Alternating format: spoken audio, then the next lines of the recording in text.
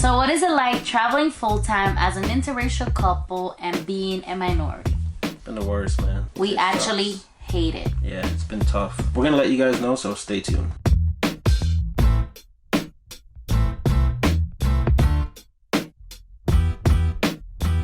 Welcome back to our channel, guys. If you are new to this channel, I'm Tim. And I'm Millie. We've been living in our RV for a year and 2 months, but we get this question a lot. What is it like living full-time, traveling the country as an interracial couple, as well as being a minority? Just gonna talk about that today. We want to share our thoughts, and we would like to hear from you guys also what you guys think. If you guys also travel, if you guys are interracial, or if you're colored, or whatever the case may be. How has it been for you guys? How has it been for us, babe? I think it's been great. Yeah, it's actually been pretty good, I would say. I don't think we've had any issues today. I think we've been pretty blessed to have had such an amazing experience as we've traveled pretty much across the country, because we started in Florida, went up north, and then did the whole south, and then now we're in California. No. So up to this day, it's been a positive experience. Yeah, no problems. But I think from day one, though, when we were about to get started with this whole, with this new lifestyle, we were a bit fearful. I'm Jamaican. Millie is Puerto Rican. So at the time we started, our families, our friends, everyone was saying, be careful where you go. Make sure you guys have a gun, because you never know what's going to happen. Which is true. I think we went into this journey with a fearful mindset and just being extra cautious. And everywhere we would go, we would kind of judge people and be worried about what they're going to think about us. It is what it is. It's not every day you see a couple like us in an RV, living in a trailer. And I think a lot of people are pre-judgmental, especially when they see people. Like, I'm not even gonna lie, we've come to situations where we've been pre-judgmental of certain people, and they were like, oh my god, this person is like so awesome and cool. Yeah. And it's just all about the mindset. Like, if you go in with a negative mindset, if you go in thinking with fear, it doesn't happen all the time, but 95% of the time you're gonna bring negative things into your life. We're strong believers of the universe, so anything you say or do always comes around. So our first trip, we went to Pensacola, Florida. It was a small area that we went to. The population wasn't that much. So anyways, we went to this RV park.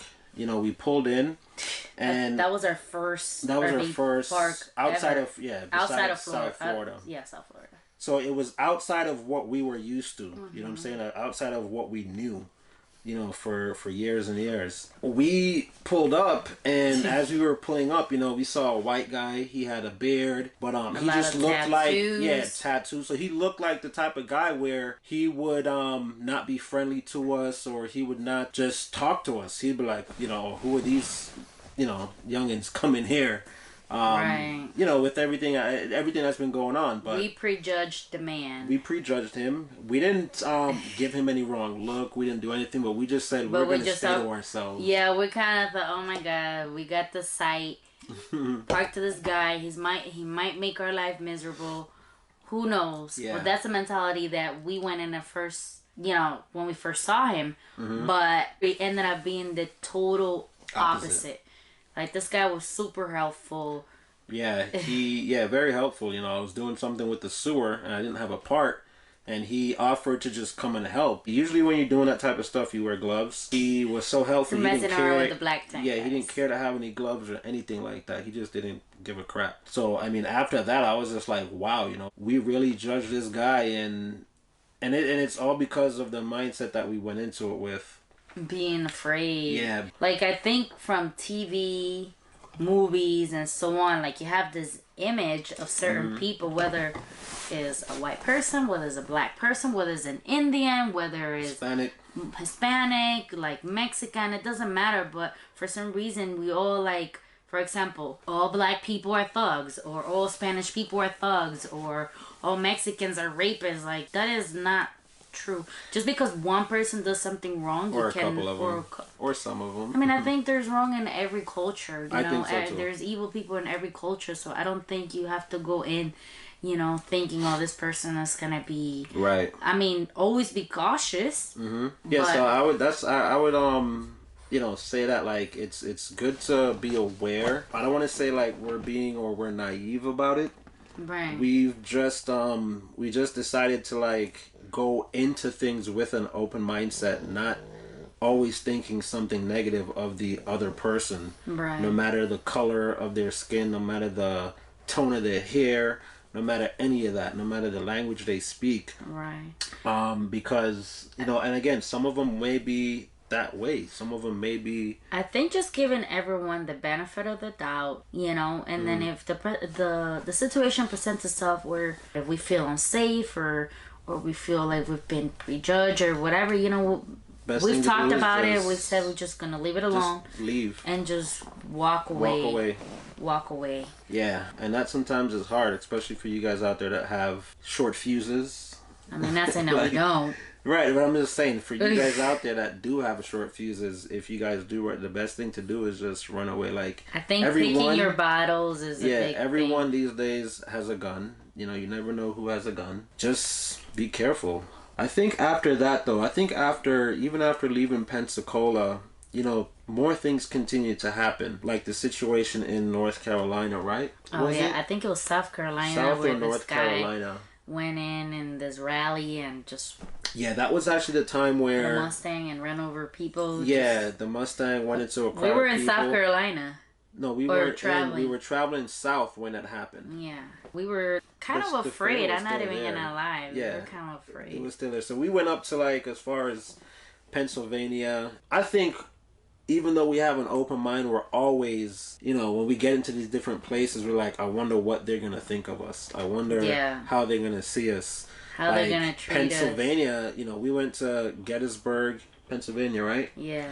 And there's not a lot of black people there in that area. This is the way it is. Not a lot of black or Spanish people there. So when we go in there, you know, to a place like that, and it's not, you know, we don't see, you know, our kind there. We get to walk on our toes, you know, just because we're not sure how we're going to be treated. Mm-hmm. The truth of the matter is, we go to these places. They're not mean. I don't think anyone has been mean to us, but, you know, there are times where there's less communication. Like, not a lot of people would say hi. You know, we try to, in campgrounds, you know, we try to wave, we try to say hi, because that's what the community is about. Right. But for us, you know, like, not everywhere we go, it's been like that. We were just when we went to Maryland, it was a little bit everyone to themselves. Yeah, like, I think that's like in different, even whatever traveling you're doing, I think it's... In every state, there's different culture. There's different cultures, and people and treat manners. you different. People don't have manners. People have manners. New York, everyone's busy. No one's really caring to stop and say, hi, how are you? How was your day? Or, you know, New York, have New a Jersey, Maryland. conversation. Yeah, those states, like, they're just so busy that everyone is just for themselves. So that we kind of already understand. So when we go to those places, we're like, yeah, let's have our fun, but it's not somewhere we want to stay for too long because we don't like that type of environment. Right. You know? One thing that we've learned, or we've told ourselves, like, even when we're driving through, because if you know the RV community, I would say 75% of the people are like super friendly, super helpful. So I just say hi all the time, even if they don't say hi back. And if they don't say hi, just say hi again, just to make sure they acknowledge that I said hi. We ran into you know, some people that have said the same thing, and these are white people too. They are at the campgrounds and they say hi, and they just don't say hi. You know, some people are just stuck in their ways. Some people got their nose up somewhere, you know what? Yeah, I mean, as far as being an interracial couple, we've also, you know, we've gotten a lot of compliments, you know, on the road saying, you know, you guys. You're gonna have some cute babies. You guys just look adorable together, whatever the case may be. And then again, you know, we get those strange looks like, oh yeah, who y'all? Like, where do you guys come from? Yeah. Like, why do you guys look like that? Yeah. I mean, I think it'd be worse if I was like that Jamaican that spoke that really broken down, that real patois, then they would probably be like, yo, they'll probably just want to burn a lot of weed with me. Especially here in California. Here, we were camping the other day actually, and you know, a friend, we met some friends here. You know, they were white. There was another black guy that came and stayed here. Not gonna lie, when we saw him, we're like, oh wow, you know, another black person. Hey. It just makes us feel a little bit more at home, you know, which is a natural feeling. But anyhow, you know, we met this guy, you know, who is from Modesto, and he, you know, as we walked out, he'd go, hey neighbor, you know, like he just started the conversation right away. So we ended up hanging out with him all weekend, and he made a comment like, man, this is awesome. We haven't had any interaction or anything like that. There's not a lot of black people here, he said, you know, so any interaction with black people. Yeah, he was like, yeah, we don't get a lot of black people around here, so this is cool. That's what he said. But he was really cool, man. Very, and what really opens up our eyes about this is like how friendly these people are, how they open up their home, their hospitality is just ridiculous. Not ridiculous, it's just amazing. Like just to just know that there people are still like that out there. Yeah, there's the good thing is that there are still a lot of people besides everything that's happening in this country. Y'all see this? Y'all only see like the half of her butt. She's laid out. Yeah, she's laid out, and all her hairs are all over me. Like I'm covered in hairs. Anyways, my train of thought just something about this. I think you were saying something about the world. I would just say where this country, like, no matter what has happened or you know how much contradiction there is in regards of color. I mean, racism is not only here in America. Racism, it's all over the world. Like, it's crazy. Anywhere you go, you know, there is going to be some kind of racism. The point is what you carry in your heart and how do you see people? Like, you know, how are you going to make a difference in the world? Like, in our case, we don't see color. We see a person. We see somebody that's being genuine, somebody that's being nice, you know, somebody that's being helpful.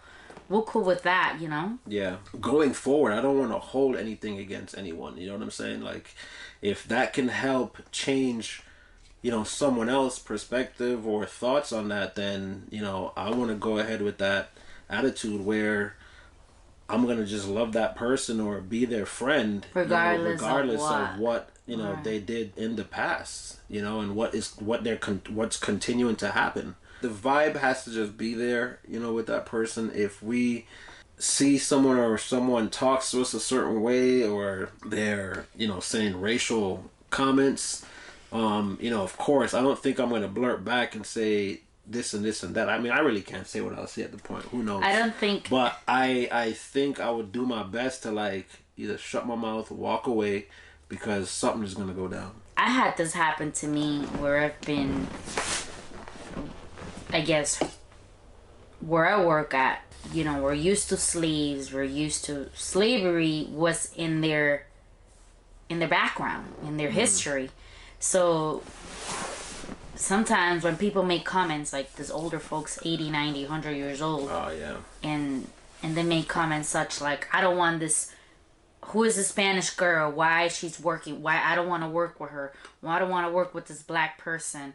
Or why are all these black people here? Mm-hmm. That's been tough on me to deal with as a person. And I've had to learn how to properly correct them without being upset. Trying to understand where they're coming from. As far as sometimes being old, demented. That's the only thing that they know. And yeah, you've told me some of those stories. Right, like I had this patient one time tell me he was demented. Why most of the people that I work with were either they were African American, Spanish, and Jamaican. There was probably one white person working with me. And that's far as being that's up here. That was in Florida. Oh, Florida. That was in Florida. And this one patient told me, "Why are all these black people here?" And I'm like, I mean, I'm fair skinned, but I'm Spanish and my grandma's black. So to me, that hit me to the core. Like, I'm like, what do you mean? You were there when she said that to you? Or he said the patient told me this personally. So. Oh, he thought you were white. Because I look like fair skin, yeah. And being that he's demented is like, how do you properly, you know, correct that? And I had to compose myself and understand that this person is actually sick. And let them explain to them that, you know, it's what year and this is what it is now. You know, they're here, we're working, they're trained professionals, and I just try to ask them, like, what do you mean? You know, playing stupid and just kind of, but it's something that I've dealt with plenty of time. Yeah. Demented or not demented, I had like this one person one time. Old fashioned, they're just like. Yeah, like tell me, like I had this coworker of mine. He's a big guy. He's Jamaican, and he doesn't hear. Yeah, he doesn't hear very well. He wears hearing aids, and the patient asks, "Where's the gorilla? The gorilla guy?" Oh my gosh. Oh, I was so heated. The gorilla guy. I burn inside because this was in Fort Lauderdale. Yeah, you told me this story. Because this guy that he's calling gorilla is a friend of mine, somebody that I love dearly, that I've worked for many, many years. And then I corrected him, and I said, "I'm sorry, but his name is so and so.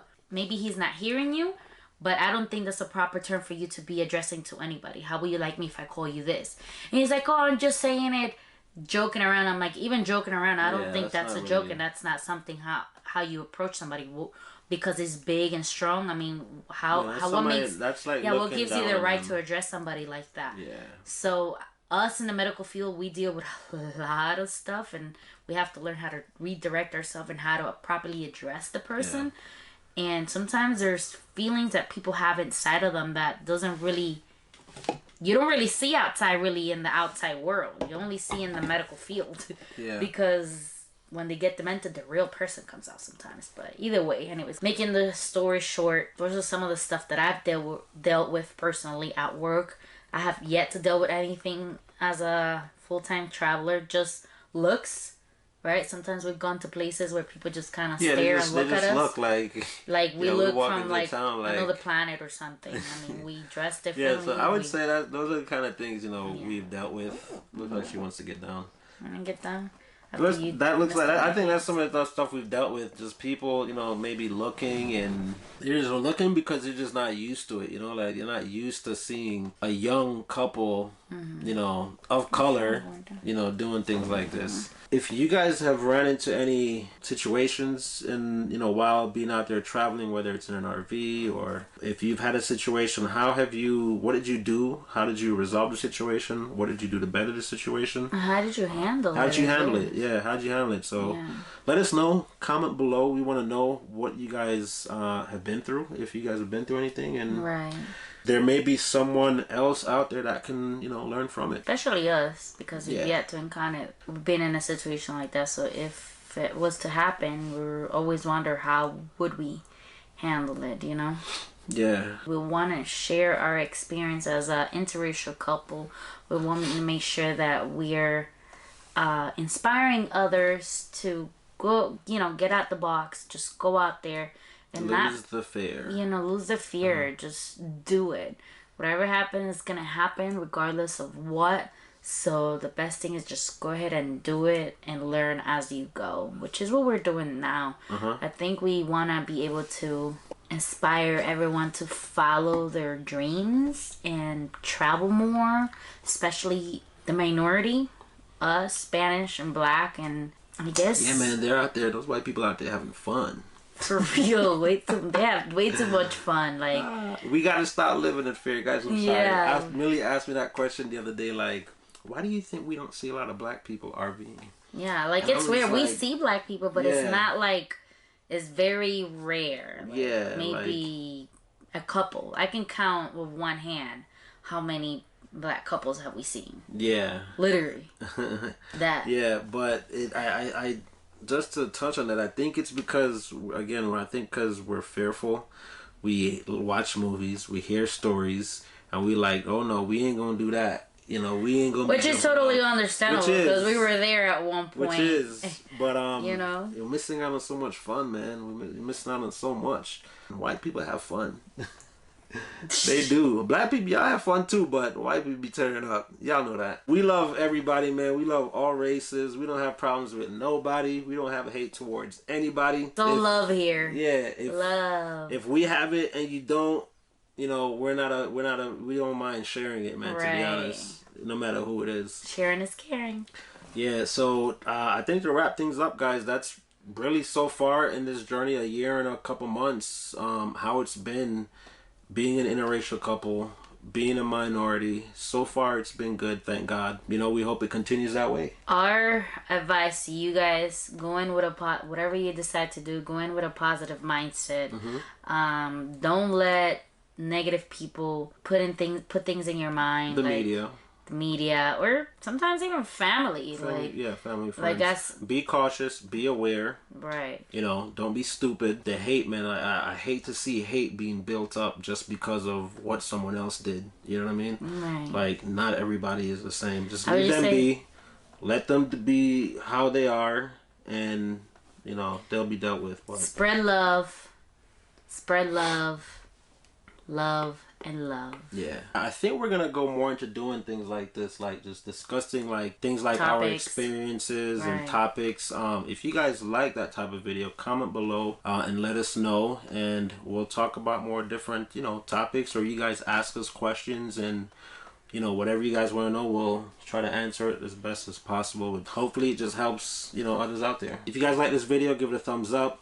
If you're new to our channel, don't forget to subscribe. And hit the bell, guys. I'm not sure where it's at, but hit the bell. You may not see the video because you weren't alerted that we posted a vlog or something. So spread the love in our channel. Yeah. How about that? Yeah. Share and subscribe. Make sure you guys share it to your friends. Let them know, hey, there's this cool interracial couple traveling in RV, traveling the country, sharing their experience, you know, their journey. All right, guys, that's going to wrap up this topic. So we will see y'all in the next video. We love you guys. You weren't saying anything. I was talking. Yeah, I was ending the vlog. Oh, sorry. I say we see you guys next time, and then you're adding to that. You can't end to the end of that. Why not? It's hard to love this girl sometimes, guys. Hard to love me after 15 years? Boy, you have no choice. It's hard sometimes. It's hard. But, thanks for watching, guys. We'll see you guys next time.